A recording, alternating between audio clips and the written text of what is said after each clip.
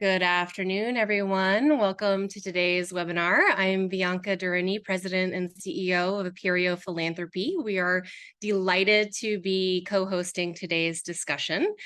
Aperio is a fundraising consulting firm that was created to help nonprofits unleash the power of their communities.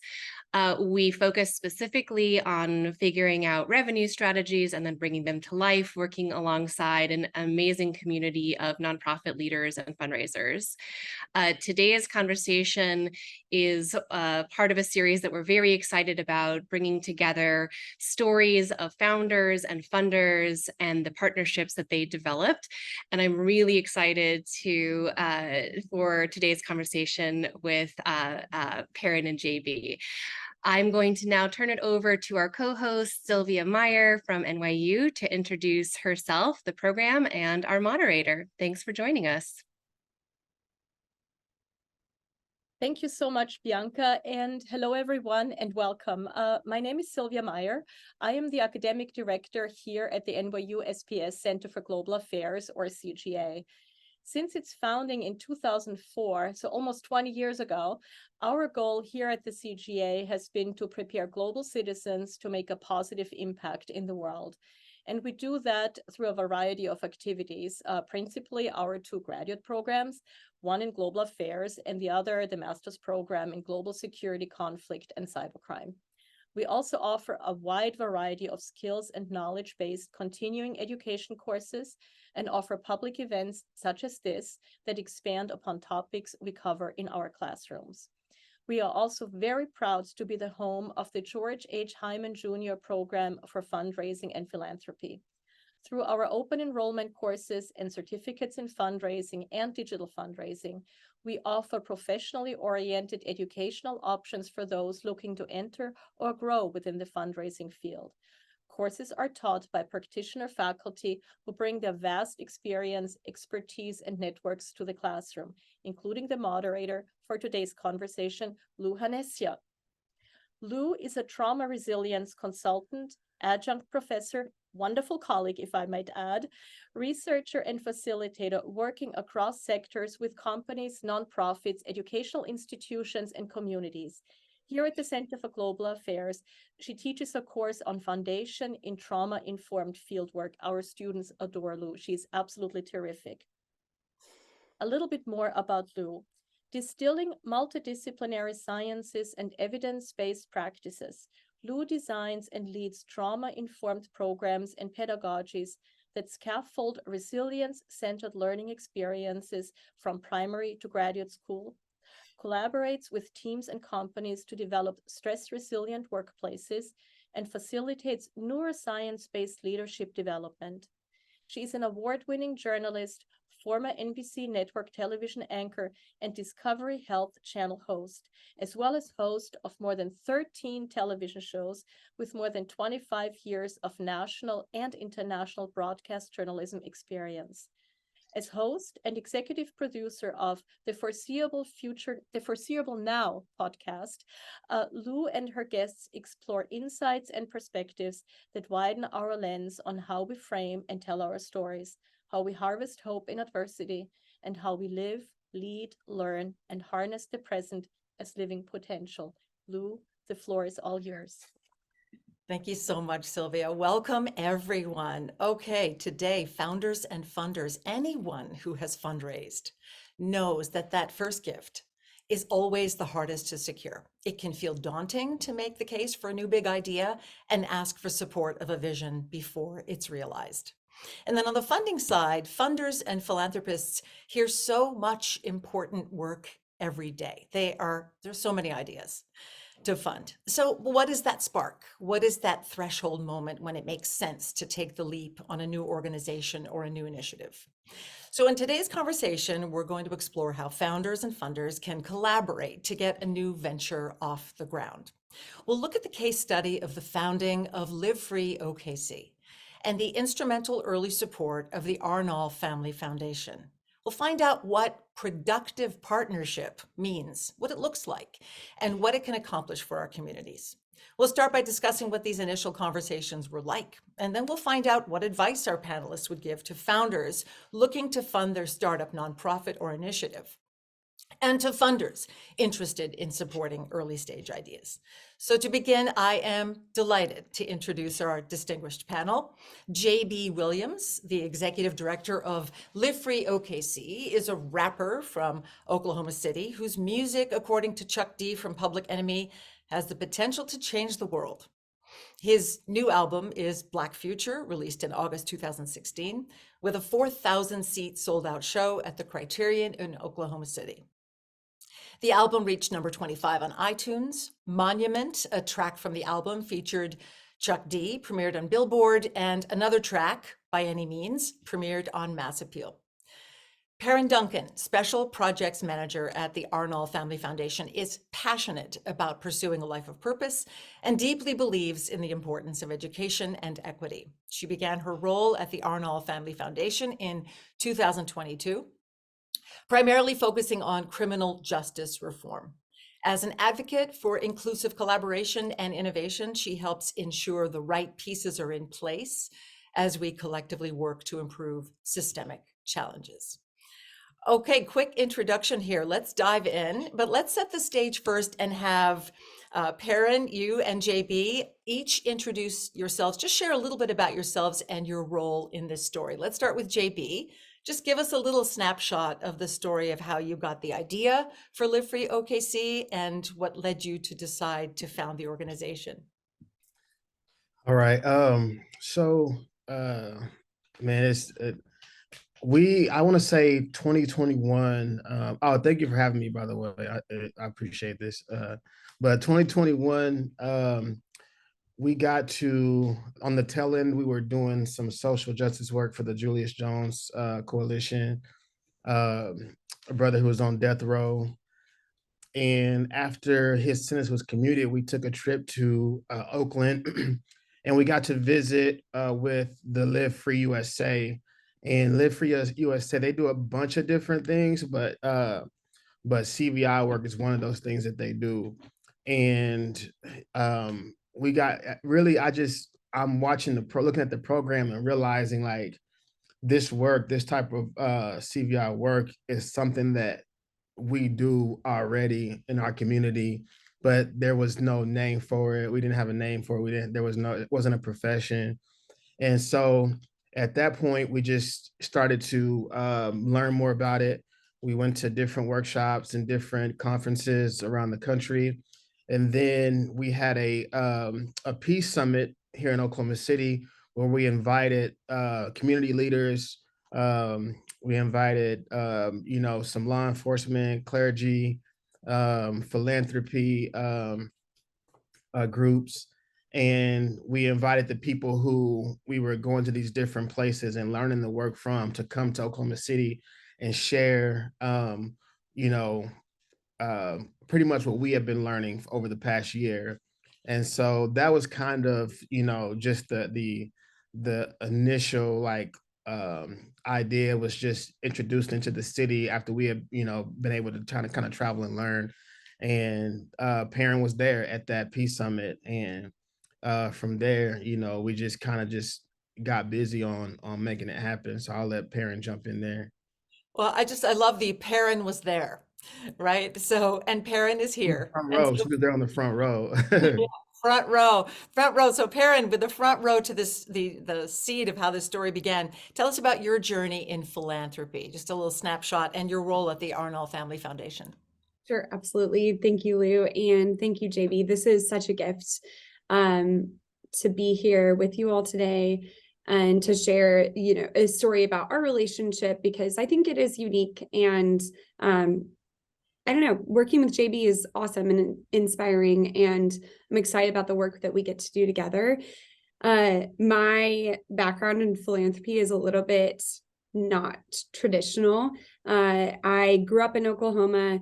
I left for about 8 years. I thought I wanted to be a professor of fine arts, and so I got a master's of fine arts, and then I moved to Bangkok after that, and I worked for a nonprofit there, ran marketing communications, and then I came back in March of 2020 to Oklahoma City and wasn't sure what I was going to do. I worked for the Chamber of Commerce for about a year before I was hired here at the foundation. And Suanne, my boss, and the founder and president of the Arnold Family Foundation, really just gave me an opportunity. We cared about a lot of the same initiatives, and she gave me a chance, and it's been a gift. It's a gift to get to learn about things that you care about and partner with people doing good work in the community. At the foundation, I oversee our grants related to criminal justice reform and historically under-resourced communities. And so going back to the Peace Summit I was doing, or I attended, not really in my capacity as a funder, but just because I knew of JB. We hadn't really become friends yet, probably, but we sort of knew of each other. And I was like, I know he does good work, and I also don't want to see violence in our community, and I want to be a part of supporting the lessening of that if there is opportunities to do so. And so but that is really where things got started. And I came in late because I was on a run before, and I came in and I sat at the speakers table. So, which was great because I made some friends. JB had brought in some folks doing community violence intervention work in New York City. And so I got to meet them and hear their stories, and it helped me understand what community violence interruption and intervention is, and how it can support communities.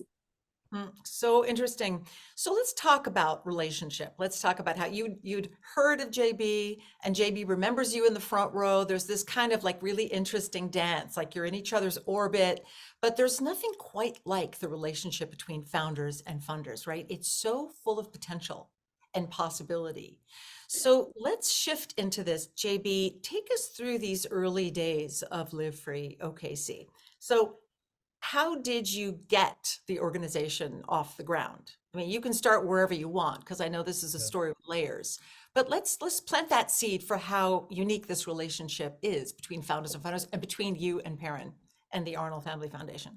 Okay. I mean, we're kind of still in the early days, if I'm being honest. But you know, before we knew we would be Live Free OKC, before we knew we would actually stand the program up, it was just we wanted to do something. You know what I mean? We really just wanted to create you know, something that would help reduce gun violence in our community, bring people together, keep people from going to jail and things like that. We didn't really know. We didn't have a name or a look. We just knew we wanted to do it, you know. And so as we started to narrow the vision down, we decided, okay, we want to call it Live Free OKC. And because the Live Free USA, the national group, was the ones helping us and kind of like you know, guiding and providing mentorship and pointing us in the right direction as far as who we need to meet, who we need to talk to, and training and things like that. So because a lot of the programs, you know, they might work with Live Free USA, but they have their own name, you know, a different name. We wanted to kind of just show our, you know, our love for, you know, where we first saw it and keep the name Live Free. And so, like I said, the Peace Summit, and then just from the Peace Summit, a big meeting to smaller meetings. I mean, Perrin and I, we set up and had meetings with city manager, the mayor, chief of police, you know, all these different, you know, people to kind of the DA, anybody who we felt like needed to know what our plan was, and anybody whose voice we might have needed to help get us to the next person, or even to, you know, help get community buy-in. And and then also trying to figure out how to explain the work, because, for a lot of people, they don't understand or even know what, community violence intervention is. You might say it to somebody and say, yeah, we do community violence intervention. And to them it's, oh, so y'all have like an after school program for kids, or, y'all gonna start a basketball league for the youth. And it's like, nah, like what we do is what it sounds like, we are working towards intervening in situations that could potentially lead to people being shot, and all of the clients we have are people who are heavily involved, or at high risk of either being involved in a shooting or being shot at. And so, um, one of the things we did early on, just launching the program, was meet with different funders. We met, and Parent helped us set up several meetings with, other groups who might be interested in helping to fund a program like this. Um, and we just sat down, for a couple hours and walked through the whole thing, and answer questions, and show them pretty much what we had spent, probably 2 years learning. Wow, there's so much to ask about this. We'll get to the initial ask and the impact in a minute. But Perrin, I'm wondering, as you're listening to this, what are you remembering about those first conversations? And just what you'd like to weave into this tapestry, this story that JB is telling. Yeah, I mean, there's so much to it. Well, one, everyone on this call, I know that there's some people that aren't from Oklahoma, but everyone should know JB's a local celebrity, and he has national recognition too. And so it's easy to know who JB is.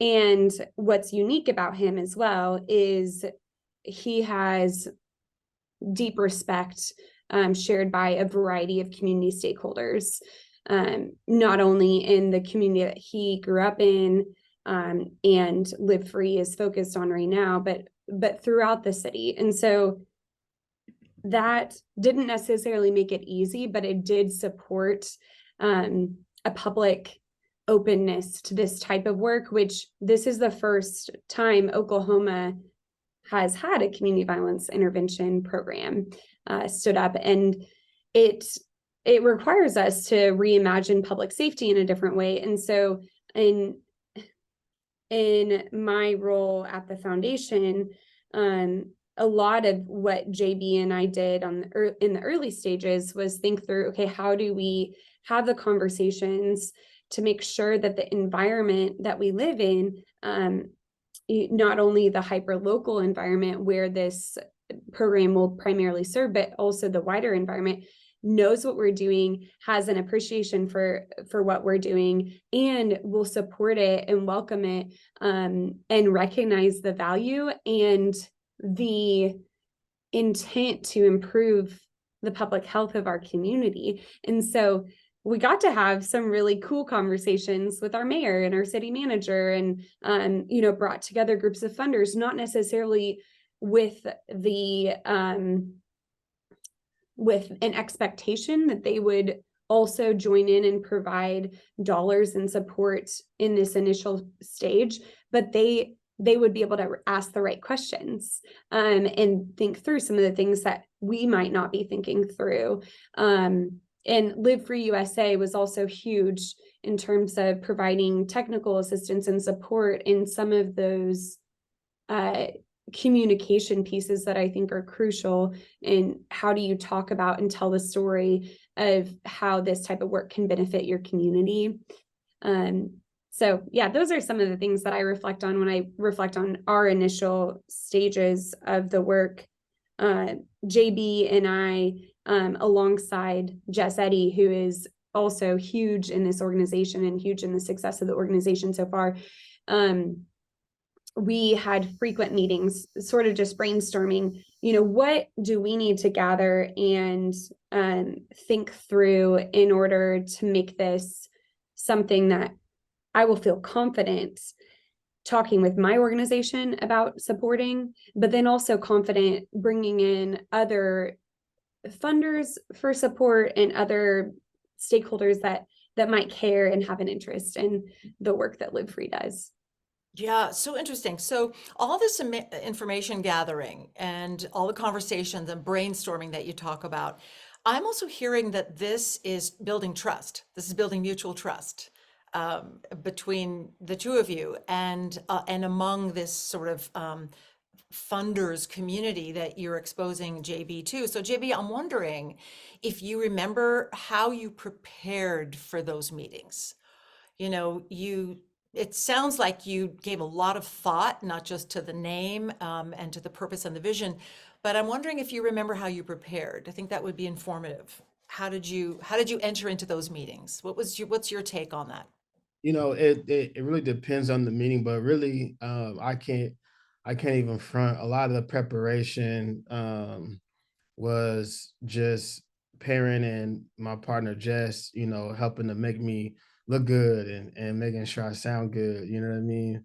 And just kind of setting the stage, you know. So I think it's important to say that it's really good to have people around you who not only believe in the vision, but also who have taken ownership of it and want to see it succeed as well. Because you know, I don't have all the answers. I have all the words, especially whenever, you know, I'm talking to certain groups of people. So it's important that I can sit down with the parent or with the Jess and go, okay, for this specific group, what questions do we need to be prepared to answer? And you know, how do we answer those questions? Like, for instance, whenever we're sitting with law enforcement, you know, law enforcement is going to ask a different question that, say, you know, a funder or a city manager or a mayor might ask, and they're thinking like police, you know, and then so on and so forth. So just really, you know, the preparation was just based on excuse me, who we were talking to, and you know, what was the best way to communicate our goals and our vision and the mission for what we want to do, so that they understand that you know, how valuable a program like this could be for the city. I love how you say you have all the words. I'm also getting a sense, and maybe people who are out there listening, you don't necessarily have to have the whole thing mapped out. That's why this relationship is so important, right? Do I have that right? You Yeah. don't have you don't have the whole thing mapped out. Yeah. And so so Perrin, if as you think back to how successful this relationship, you know, and I'll ask you in a minute about how it's evolved, this partnership has evolved, but as a funder, what are you looking for or hoping to achieve in these first meetings? Kind of what are your senses kind of tracking? Big picture, macro, micro. I think it depends on the organization that we're working for and the initiative or working with, and the initiative that we're wanting to partner on. But in a lot of those early stage discussions that we have, it's, you know, do our missions align? Are there any barriers to working together that aren't going to be something that we can overcome, which doesn't often happen, but every organization has certain things that they want to make sure they are respectful of, in terms of the integrity of their organization, on both sides. And I think it's very important for, you know, organizations seeking funding to not change what they want to do based on where they can find the dollars. That if your mission and vision is representative of the type of outcomes that you're wanting to get to, if a foundation or a funder doesn't believe in them, you should you look elsewhere and know that, you know, no harm, no foul. Like, let's just move on and save time and resources. But also, I think sometimes you don't know. And with this, I think it was a huge blessing to be able to be welcomed by JB to the table on a lot of those early stage discussions on what can this look like in Oklahoma City as a pilot program with the hope to become citywide eventually. And it aligned with our priorities as at the foundation in terms of public safety and public health and looking at alternatives to the way that we've traditionally seen public safety. So a lot of things aligned, and that was fortunate for us because I'm like, I want to work with JB. And that was the other thing is I know that some people are probably better at keeping their personal and professional relationships separate. And I feel like JB and I have a respectable and responsible personal and professional relationship. You know, like I care about JB as a human being. I also care about him as executive director of Live Free OKC.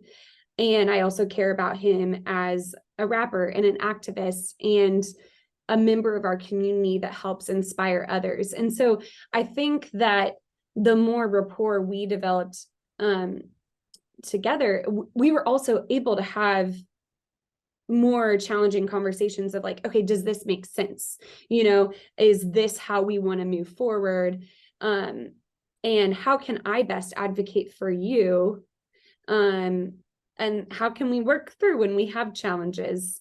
And how can I make sure that you feel and the organization feels like if there are barriers to success, you can come to me and not feel like, you know, I'm gonna be, you know, laying down the law, like, or be upset if something's not working out, because we're all taking a risk here and trying something new. And so, yeah, those are some of my thoughts there.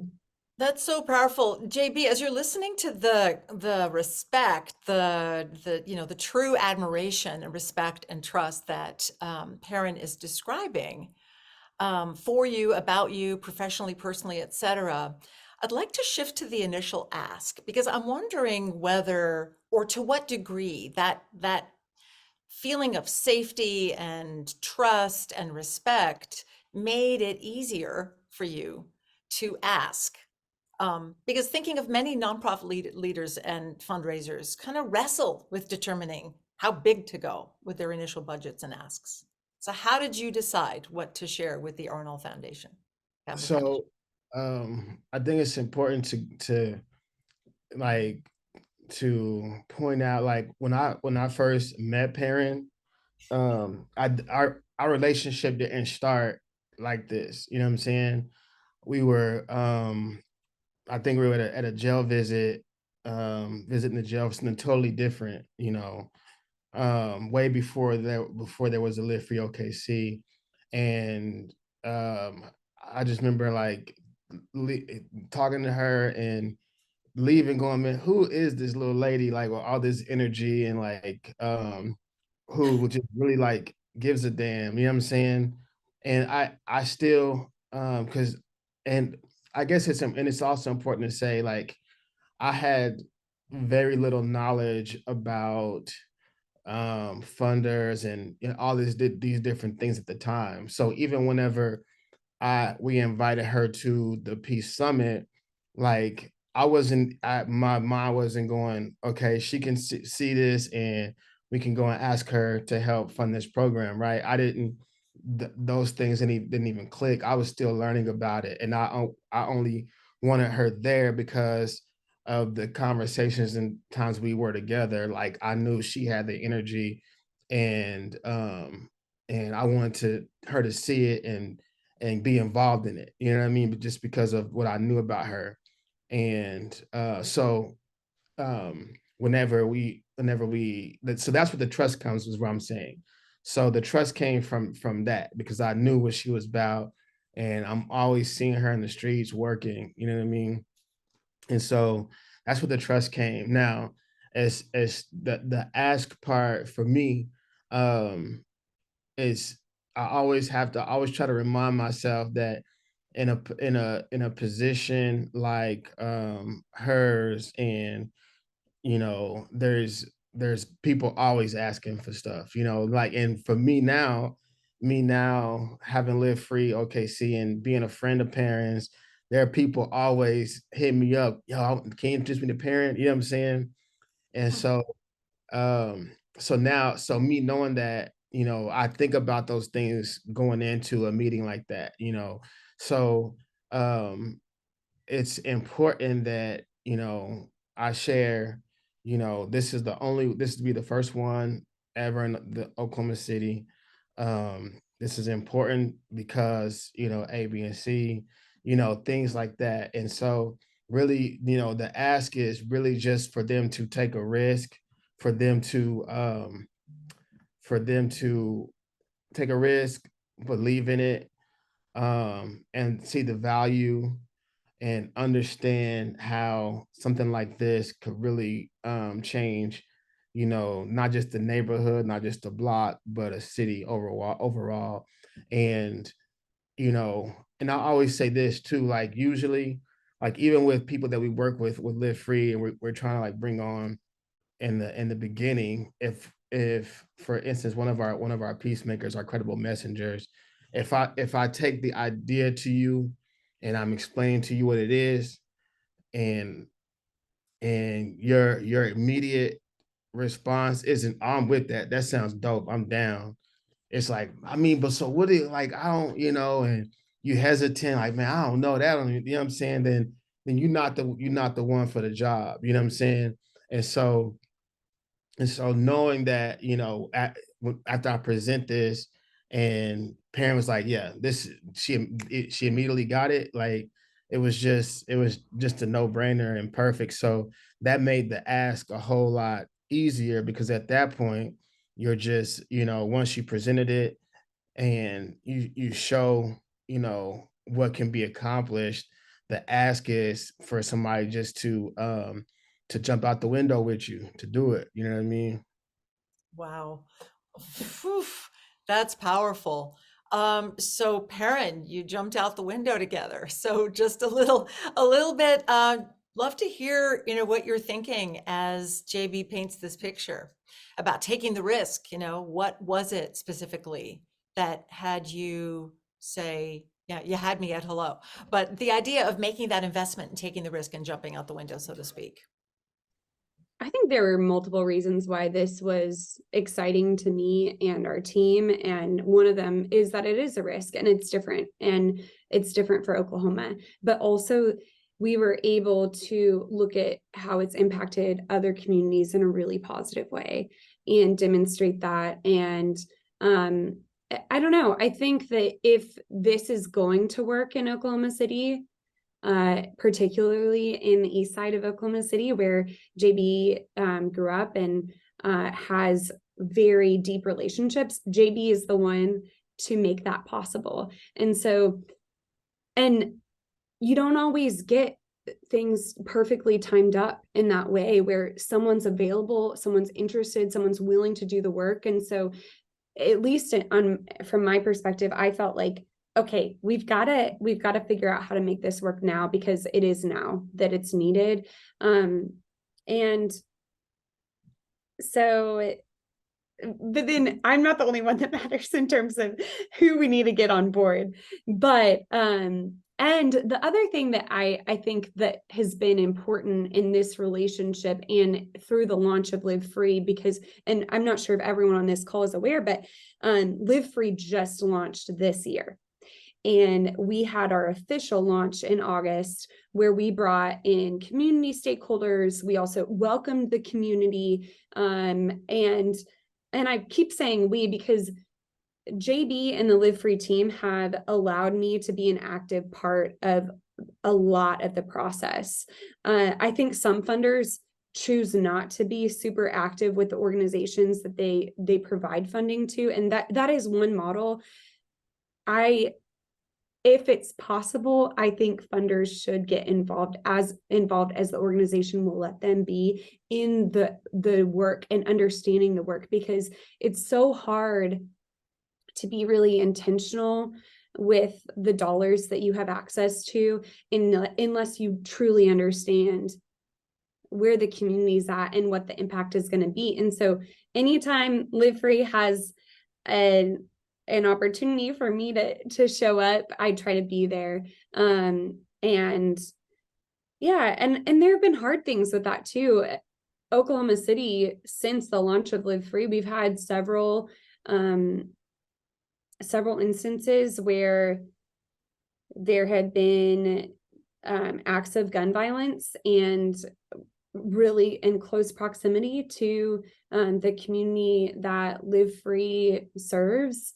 And there was a community vigil that Live Free held after one of the shootings, and I attended, or I had the opportunity to attend, and it was powerful to not only see, okay, so Live Free is doing this community violence intervention work, trying to reduce acts of retaliation, but they're also helping the community come together and talk about what's happening, and how can we heal from it, and also how can we do better for each other.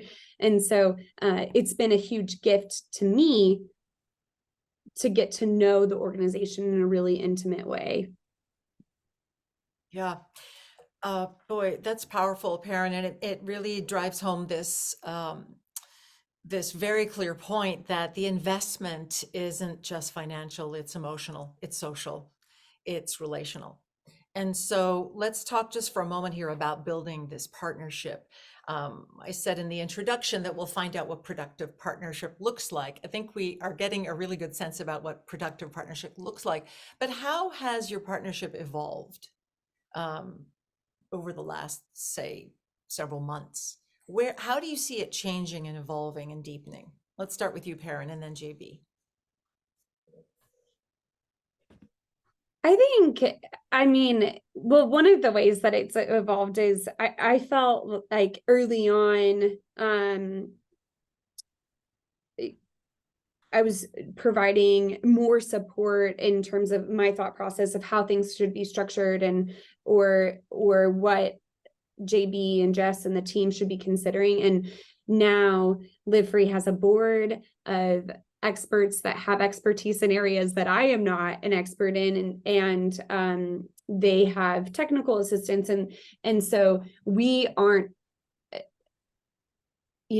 talking every single day. We're talking still very frequently, which I love, but I trust and know that JB and the team know what they're doing and know what they want to do with the future of the organization. And I trust that when we need to communicate, we will.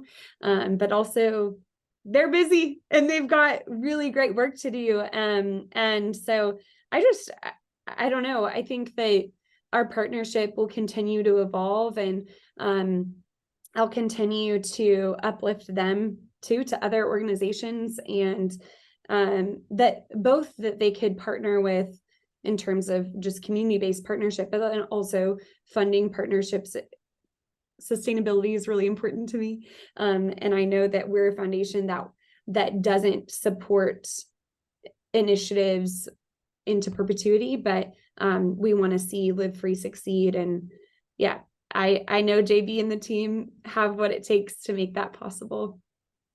JB, what has Perrin done so well, as only Perrin could do, that other funders could learn from? What has she done to advance the relationship that you really appreciate?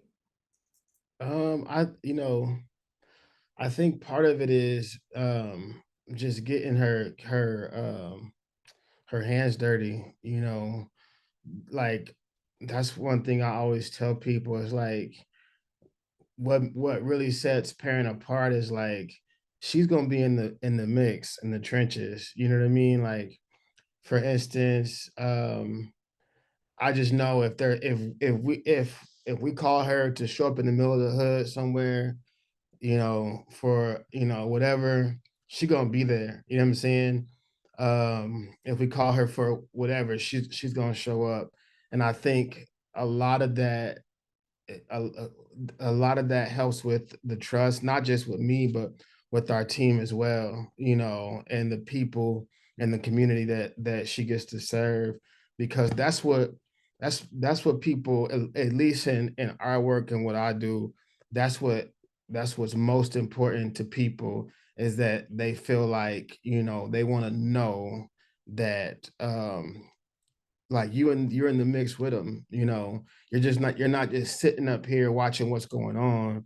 Like, you're elbow to elbow, and so a lot of that is because, simply just because, parents, somebody who cares about all that stuff, but I think that at the same time, it's really good because, or it's really good, at least for me, because starting off, I needed that. I needed those meetings, 2 and 3 times a week, so that, whenever we're launching the program, so that we're doing it right. I needed those phone calls, so, I know I can get everything done the right way, and, know where I'm making mistakes at as well. So it was good. It was good for me because that's what I needed. And it also leaves, room for me now to be able to grow, and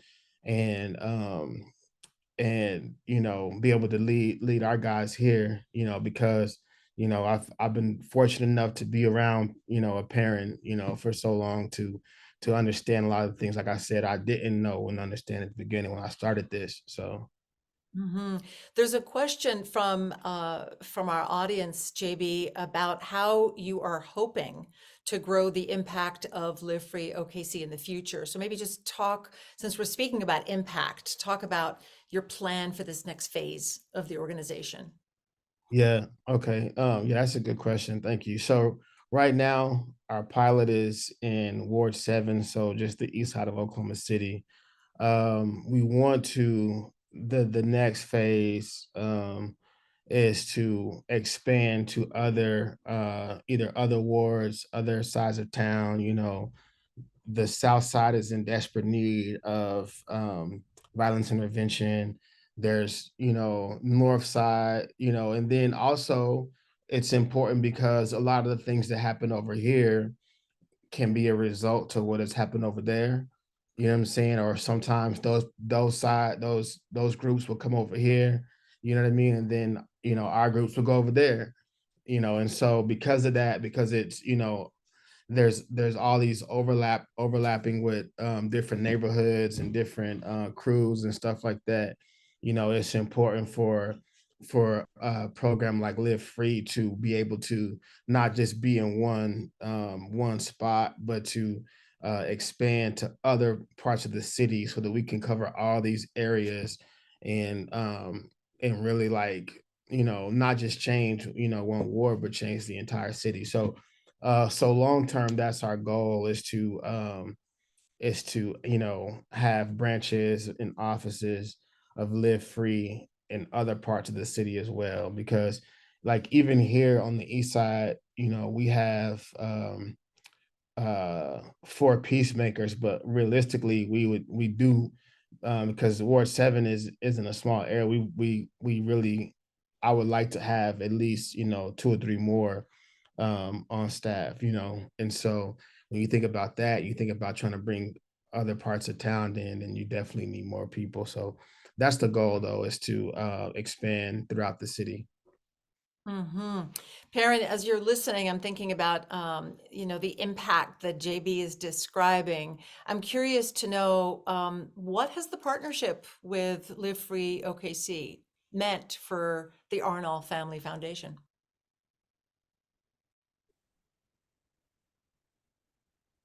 I feel like, I mean, it's amazing. I think that there's so many ways I could answer that. I'm trying to think. I mean, it's a gift to get to work with JB. It's a gift to work with all the peacemakers, their entire team, with Jess Eddy. I think that what makes Live Free unique, at least in my experience as a foundation, because I don't feel like I can speak on behalf of the foundation as a whole, but one of the things as well for this is it strengthened my relationships and partnerships with other stakeholders in our community that I'm already working with and will need to continue working with. And so one of the beautiful things about this partnership is it's strengthened other partnerships throughout our community. It's given me opportunities to get to know our police chief better, our city manager better. We have a woman who works in one of the departments of the city, and Andrea Shelton is her name, and she's been an amazing advocate within the city of Oklahoma City. And so I think there's so much that Live Free means to me. And I think it definitely means a lot to the foundation. And it's a gift to have people like JB that are, I don't know, just really, really thoughtful and super humble in the way that they're choosing to serve the community. JB does so much. And so I think that we're very fortunate as a foundation to have a partner that is willing to do work that we also care about. In a moment, I'm going to ask you both for words of advice for various people in the audience. But first, I'd like to weave in another question from the audience. JB, so someone is asking, as a nonprofit founder, how do you go about finding the right people to build relationships with from foundations? What are the first steps I should take? Well, how would you go? That's a good question. I think, you definitely want to start with groups that have the same, values and believe in some of the same things that you do.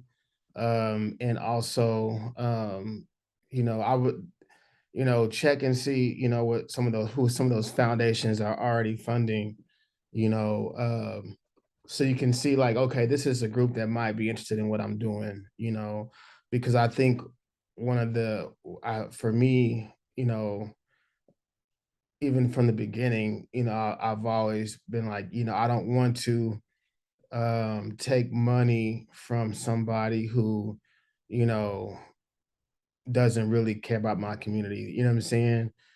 Or I don't want to take money from somebody who tries to tell me how to do, the job, you know what I mean? Or who feels like they have all the answers for my community for me, and I'm just the face, you know what I mean? So, all those things, because, especially in a position like mine, I could lose credibility just, with the community, you know what I mean?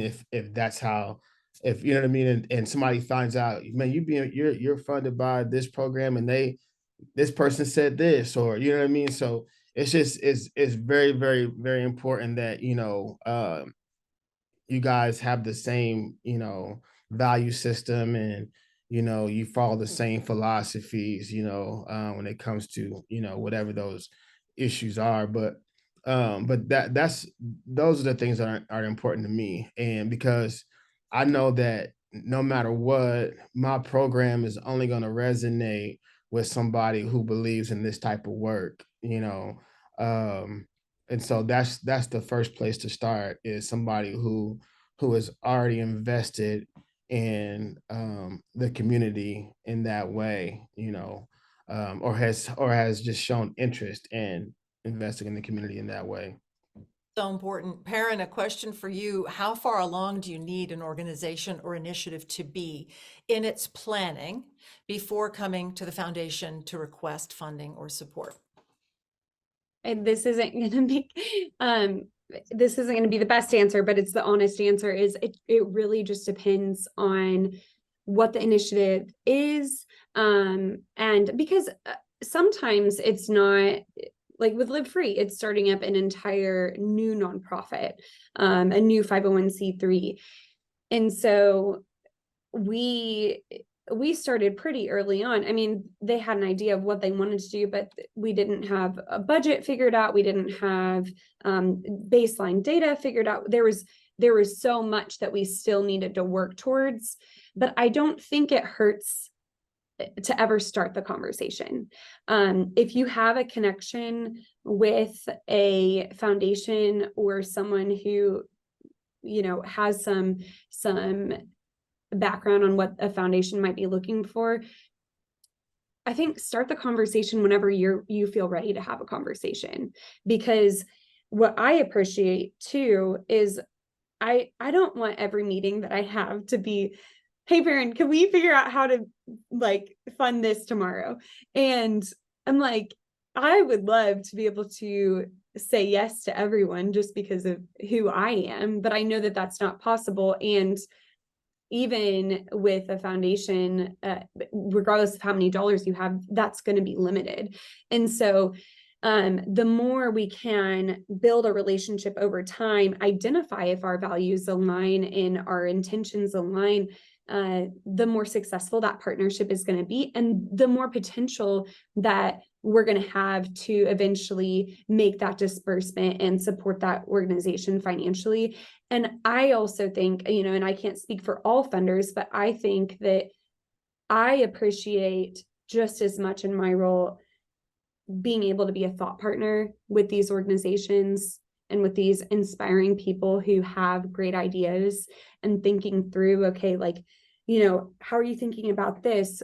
What is your goal here?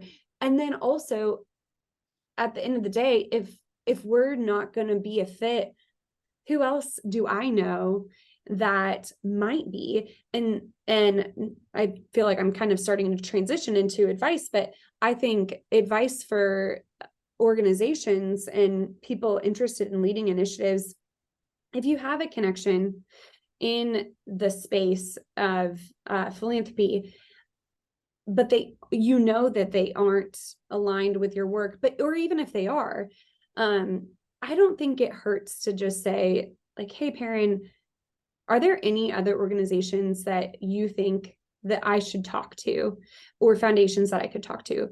Because I'm always willing to make a warm introduction to someone that I know, because I think we all win if just based off of the more people that come together for good, the better. Even if that introduction doesn't end up in dollars in Live Free's account, it's still another person that is in this space, aware of what they're doing, and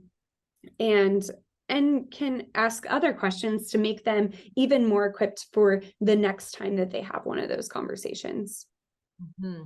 JB, before I come to you real quick for some closing advice that you would offer other nonprofit leaders and fundraisers in our audience, I'd like to squeeze in just one last question for you, Perrin. So someone is asking, so their team at Rework the Bay, an initiative hosted at the San Francisco Foundation, they've begun the hard work of transitioning leadership and grant-making power over to grantees at the Equity at Work Council.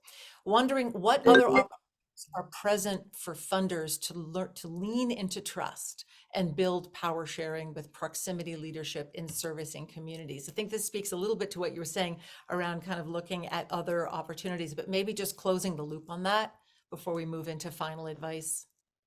Absolutely. And congrats. That sounds like a wonderful initiative, and I'd love to learn more about that.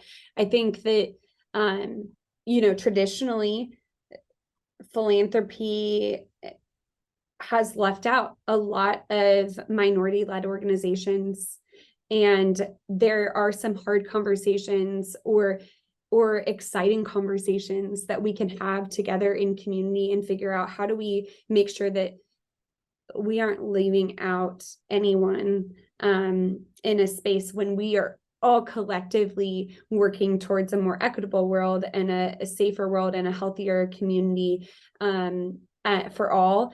I feel like for me personally, it's been helpful truly getting to know the different organizations that we serve and the grantees that we work with, and thinking through this dynamic as partners, and and not just what can you do for me. And I think that one of the things that was powerful for me entering this space is we had a group that really launched out of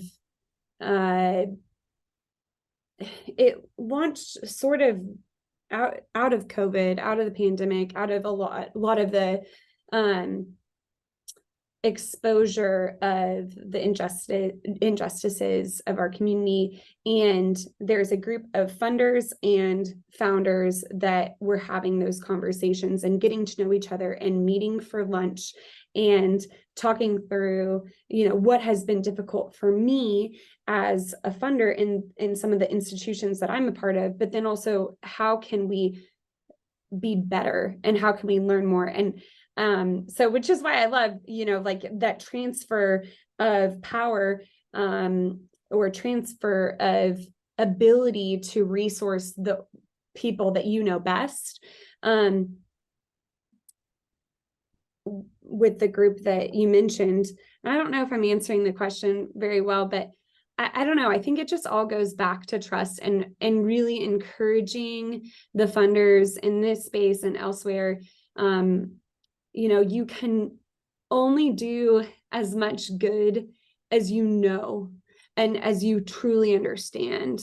Dollars don't fix things. It's people and ideas and things that matter that fix things. Dollars can help and be a tool and a supplement, but Live Free isn't going to be successful just even if they had $1 billion to do the work that they want to do. Like, you should still donate to them and support them, but they're going to be successful because of the people like JB and Jess and Cassius and Banks and the entire team who believe in what they do. They're good at what they do. They know the community that they work with. And yeah, at the end of the day, as funders and as practitioners, we just need to come together and have hard conversations and have exciting conversations and do the work. And when we fail, get together and figure out how to do better. JB, there's a line at the beginning of your incredible tune Monument where Chuck D says, do what you know what you do. And so what you do, JB, is unique, as we've been hearing from Perrin, as she's been painting this picture from your partnership. What advice can you share with other nonprofit leaders and fundraisers for those, looking to get an organization or initiative off the ground? Do you have just kind of like a golden nugget of wisdom from what you've been through so far? Yeah, I would say the main thing is just to, have your stuff together because, we all have ideas and we think our ideas are the coolest. But I think that it's important whenever you do have an idea that if someone has a question about it, you have the facts, the data, all the information. You can paint the picture to answer that question. I used to be like, I'm gonna do this, and why you gonna okay, so what is that? Why you want to do it? Oh, because we need it. Why do you need it? Because, man, we and it's like that's not a good enough answer, right? So it's important that you always bring as much to the table as you can, because you're asking somebody to get behind you, invest in you, believe in you, and you have to come to the table with more than just, I can't, what I'm saying? Like, I can't just come to the table and be like, man, I'm JB, let's do it. You know what I'm saying? Like, I have to have everything and come to the table with more than just my personality, and more than just because people know me, or more than just because I think it's a great idea, right? So that's, I mean, and I that's the advice I give, because I had to give it to someone the other day. Somebody, I was somewhere speaking, and the man was like, I was trying to talk to you about my idea. I'm supposed to build out. I want to build some houses for people coming out of prison, and ain't nobody listening to me. And I was like, well, what do you like? Show me what you got. You know what I'm saying? And how, like what else do you have besides you just saying that to people? You know what I mean? You have to have more. Where will the houses be? How many square feet? How much space do you need? Do you already have space picked out? um what is the percentage of people coming out of prison who need housing? Like, you know what I'm saying? Like all these things, like you can't I like, yeah, that's a great idea. People need houses who come out of prison, but okay, if you want somebody to invest in it or believe in it or help you find somebody to, you know what I'm saying? Like, we gonna need more than you just pulling up on me saying, I got this idea, ain't nobody listening. Nobody listening because you don't have anything to show. You don't have anything, you haven't brought anything to the table other than, just that idea, and so do the research. Like for us, we spent probably, 2 years going to conferences and workshops and boot camps to learn about this work before we ever did the Peace Summit in OKC to present the program, meeting people and, getting data and understand. Because had you asked me 3 or 4 years ago, I'd have been like, man, we just need more after school programs for kids. We just need a basketball. We just need a youth league. You know what I mean? Like the same answers everybody, the same things everybody else thinks. But once I educated myself, once I learned more, then and I had the information and I was able to put it in a way people could see it and hold it in their hands. That's what helped, And so it's just important to really, do research, get information, and come to the table with that. And it'll be easier for people to listen to you and understand uh, what you want to do. Such valuable advice. Okay, so to wrap up here, you're talking about the tangibles, the nuts and bolts, which are all so important, right? But I'm going to use one of our questions that is being posed by one of our attendees as the final spark of inspiration to wrap this up. And that is that this person is asking about what characteristics you all look for in each other, basically. And so those are the intangibles. And so, JB, what qualities in Perrin really convinced you? Maybe just 2 or 3 qualities that convinced you that this was going to happen and it was right. And then Perrin, what qualities, what intangibles did you pick up or did you feel in JB that also said, this is a green light, we're taking the leap? And let's wrap up with that, because I think that's a great way to incorporate. It's a good question, right? Those are the intangibles, the unknowns. JB, you first. What are the Uh, special qualities in Perrin that had this work so beautifully? yeah, for me, it was just, her sincerity, and just the energy. Like, she very sincere in wanting to know more, wanting to learn, and wanting to help. Oftentimes you meet people and they're you it's hard to trust them because they aren't sincere about it, and they come to the table with, well, I mean, why don't you just tell people to stop shooting? I mean, all this black on black crime, and you know what I mean? And not wanting to like sit down and listen and learn and understand things, and so those are the things that stood out to me, is that she had the energy for it, not just for that, but for everything she does. Everything I've seen her involved in, the same energy she has for Live Free, she has for every other program she works with, right? And then it was sincere, it was very sincere, and I believed her. And she was down to listen and not just, uh, tell me, or tell us what she thinks should happen, because, well, why aren't people, you know what I mean? So that was those two things. Excellent, Perrin.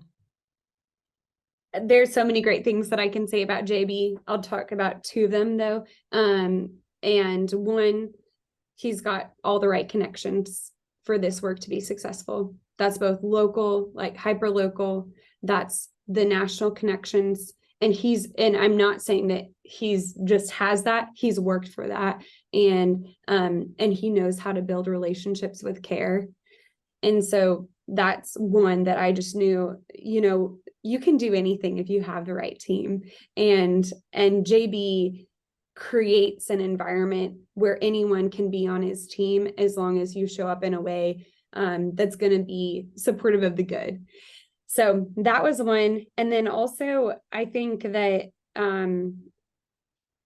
one of the qualities that I really appreciate about JB is he's got this creative entrepreneurial spirit that I believe in and I can resonate with. I think that he's a Renaissance man, and when you're an artist, you think about things differently. You think about the world differently. You communicate with people differently, and you have a different patience and different way of thinking.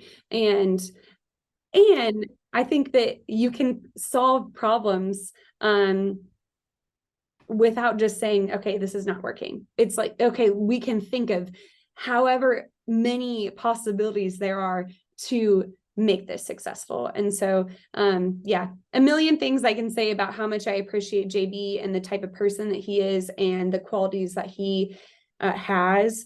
But I feel like those two stood out to me in terms of this initiative, how he's going to make and help Live Free be successful. Perrin, that's a seminal quote. You can do anything if you have the right team. And on that note, Perrin Duncan, Arnold Family Foundation, and JB Williams, Live Free OKC and Renaissance Man. Thank you for a fascinating conversation, for the work you do, for sharing all of your wisdom, your commitment, your insights today.